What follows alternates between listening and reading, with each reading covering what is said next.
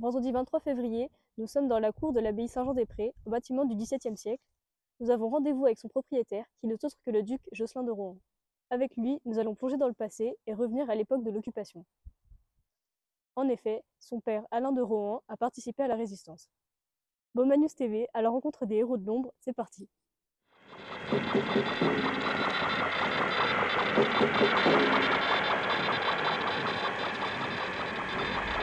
Ici, l'ombre. Éviter ou rompre le combat, À savoir vous disperser pour vous reformer aussitôt en vue de harceler l'ennemi. Un peu de science au moment venu.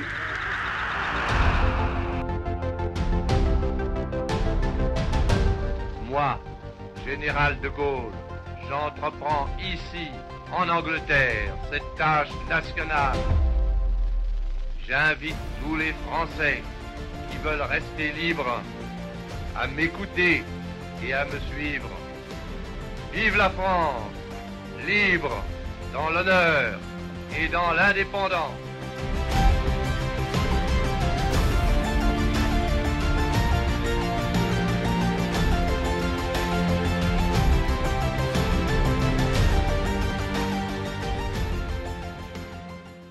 Bonjour Monsieur de Rohan. Bonjour. Merci de nous accueillir. Donc vous êtes duc de Rohan.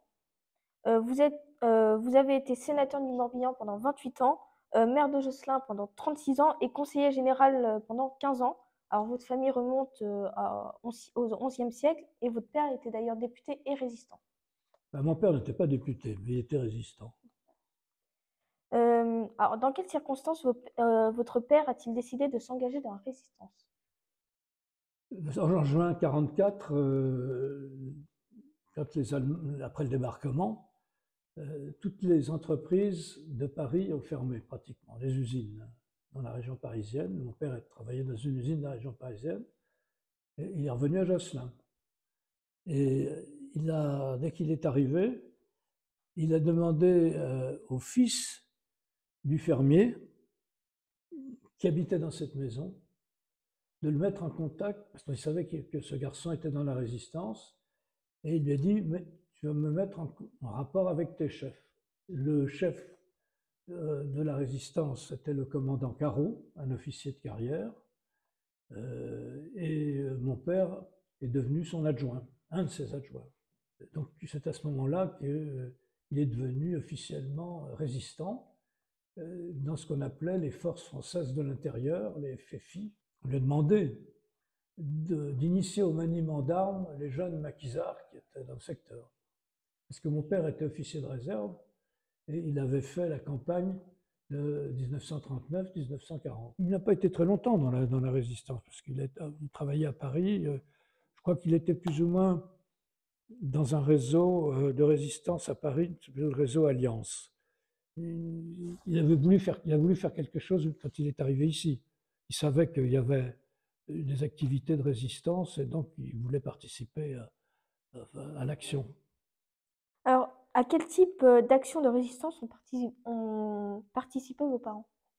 Bien, c'était surtout à l'époque, c'était du transport d'armes, c'était aussi accueillir les armes qui étaient envoyées par Londres, qui étaient parachutées.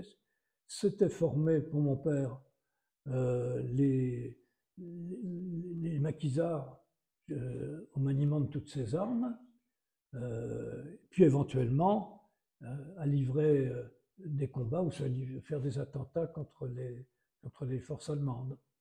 D'ailleurs, je ne sais pas que mon père était résistant. La seule chose, c'est que nous avons découvert le lendemain du jour où les Allemands sont partis, j'ai trouvé mon père dans une espèce de tenue avec un béret sur la tête, une vareuse et un brassard de FFI et une arme dans ses bras, qu'il était en quelque sorte un combattant. Donc c'était un peu, pour moi, une découverte. Mais parce qu'il essayait d'être discret dans ses activités. La plupart des parachutistes qui étaient ici, c'était des gens qui ont été parachutés à Saint-Marcel, le 18 juin. Ils étaient cachés dans des fermes ici. hein. D'ailleurs, une des premières choses qu'a fait mon père aussi, ça a été de prendre contact avec eux, parce qu'il avait un ami à lui qui était parachutiste et qui était dans une ferme à Très-Grand'Heure, près d'ici. Et donc il est allé. Alors ça, c'est là où ma mère portait des messages. Donc elle a reçu un témoignage de satisfaction signé d'Eisenhower, hein, pour le service rendu, parce que je crois qu'il y avait aussi un Américain qui était caché ici, et comme elle parlait très bien l'anglais, elle a réussi à lui faire passer des messages. J'ai le souvenir d'ailleurs de 4 parachutistes venus ici le lendemain de la Libération, qui sont venus au château, enfin, qui étaient en liaison avec mon père, hein, dont il avait un très bon ami à lui qui faisait partie de ces parachutistes. Derrière les arbres que vous voyez là, que vous pouvez apercevoir derrière la fenêtre, c'est le halage, le chemin de halage qui longe le canal de Nantes à Brest. Peu de temps avant la Libération, mon père, qui était revenu d'une expédition dans le maquis, avait sur lui des grenades et des chargeurs de fusils mitrailleurs. Arrivé à l'écluse de Josselin, il y avait un barrage avec un contrôle par les Allemands des gens qui passaient là. Et donc mon père s'est dit, mon compte est bon. Donc il a eu une très très grande frayeur, et un Allemand le voyant a dit « Ah ben celui-là je le connais, c'est celui qui habite le château ». Et il l'a laissé passer. Donc c'est ce qu'on appelle avoir de la chance. Et, dans le maquis, le commandant Carreau, il était recherché par les Allemands, et il s'est changé en paysan.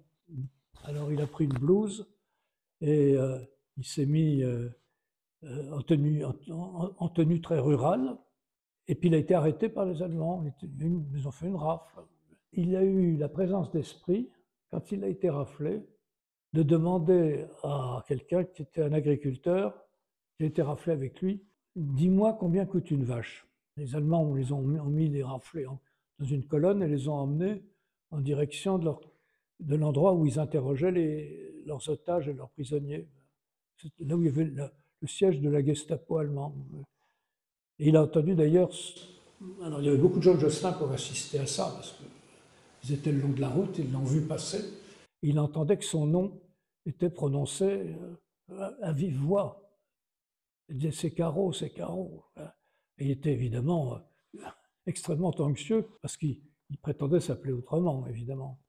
Et quand il est arrivé au siège de la Gestapo, c'est lui qui me l'a raconté tout ça. Ils lui ont dit « Vous dites que vous êtes agriculteur ?» Il dit « Je suis marchand. » « Non, je suis marchand de bestiaux. »« Ah bon? Est-ce que vous pouvez nous dire combien coûte une vache ?» Donc il a dit le juste prix. Les Allemands ont compris qu'il était un marchand de bestiaux. Puis alors, ils m'ont dit « Mais vous avez un pantalon là, un pantalon de l'armée. Comment ça se fait ?» Ben oui, parce que j'ai été mobilisé, et en 39-40, j'ai gardé mon pantalon. Vous aviez quel grade? Ben, j'étais adjudant. Ah, alors vous étiez adjudant? Eh bien alors vous allez nous montrer sur la carte où sont telle ou telle position. Mais il a dit, mais je ne sais pas lire une carte. Comment, vous êtes adjudant, vous ne savez pas lire une carte? Ben non, dans l'armée française, les adjudants ne savent pas lire une carte. Ah ben alors on comprend pourquoi vous avez été battu. Eh bien écoutez, vous avez l'air d'un brave homme, est-ce que vous êtes prêt à travailler avec nous?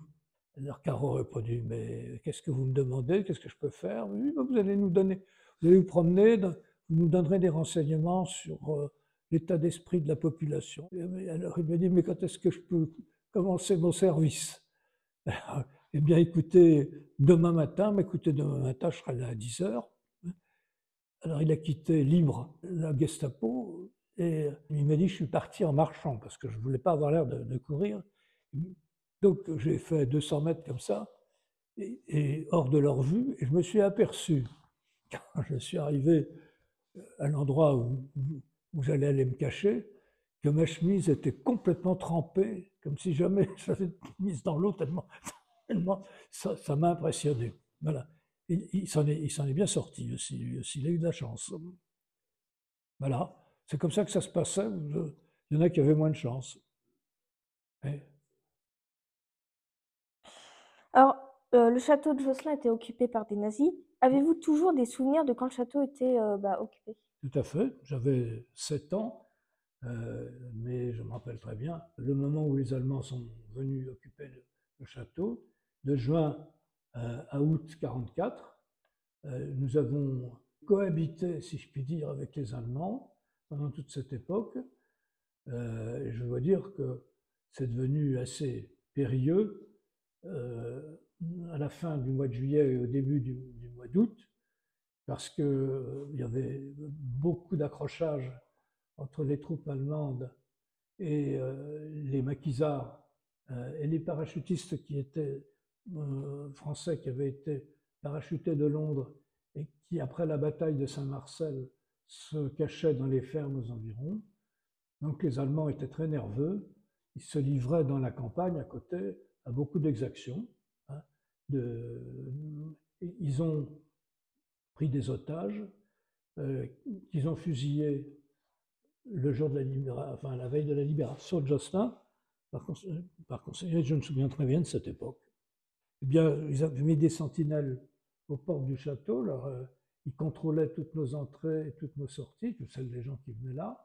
Ils ont creusé des tranchées dans le jardin, parce qu'ils avaient peur des bombardements alliés.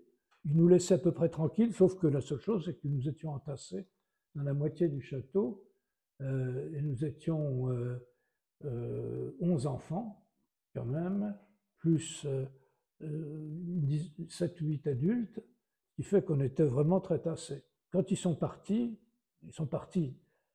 en catastrophe, parce que les Américains avançaient très vite en Bretagne, ils sont partis au milieu de leur déjeuner. Ils ont laissé le déjeuner sur les tables, ils nous ont laissé des armes, dont mes cousins qui vivaient avec nous se sont emparés jusqu'à ce que mon père les confisque. Et surtout, nous avons découvert qu'ils avaient entassé de la paille dans le château. Et on s'est toujours demandé si ce n'était pas pour mettre le feu quand ils partiraient. Alors, nous avons fait des recherches et nous avons trouvé qu'au début de la guerre, des Bretons ont contacté votre père et en lui proposant de collaborer avec des Allemands pour une Bretagne indépendante, C'est-à-dire qu'on ce qu'il a refusé. On peut dire que votre père a respecté la devise « Roi ne puis, prince ne daigne, courant je suis ».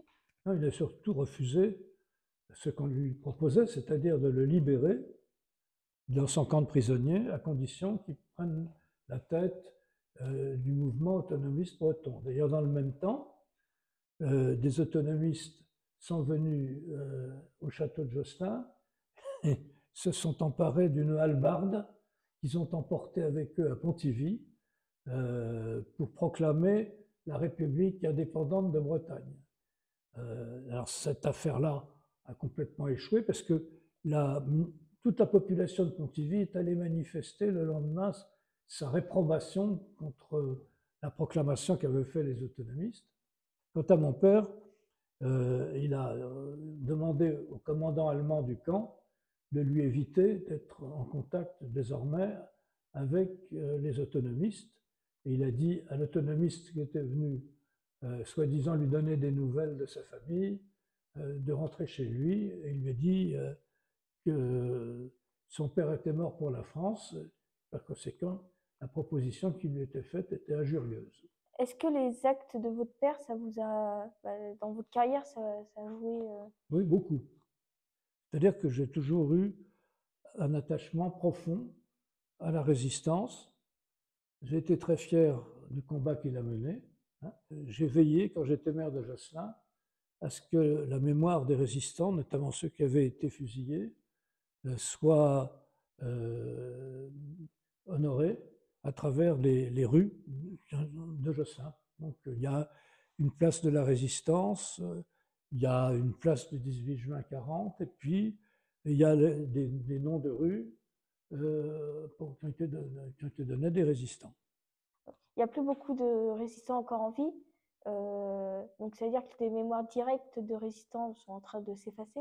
Est-ce que c'est important pour eux de transmettre ce message? C'est extrêmement important, parce que d'abord c'est la mémoire du pays, et ensuite, dans le pays de Josselin, il y a eu beaucoup de résistants qui ont donné leur vie pour leur pays, et ça mérite absolument d'être rappelé, il ne faut pas l'oublier. Il faut penser à eux, notamment le 8 mai, qui est l'anniversaire de la victoire des Alliés sur les nazis en 1945. Il faut se rappeler qu'elle a été payée de la mort de ces braves qui n'ont pas hésité à sacrifier leur existence pour leur pays. Bon, et ben, merci de nous avoir accueillis à l'abbaye de Saint-Jean-des-Prés. Merci de cet entretien, de cette interview. Et voilà. Au revoir.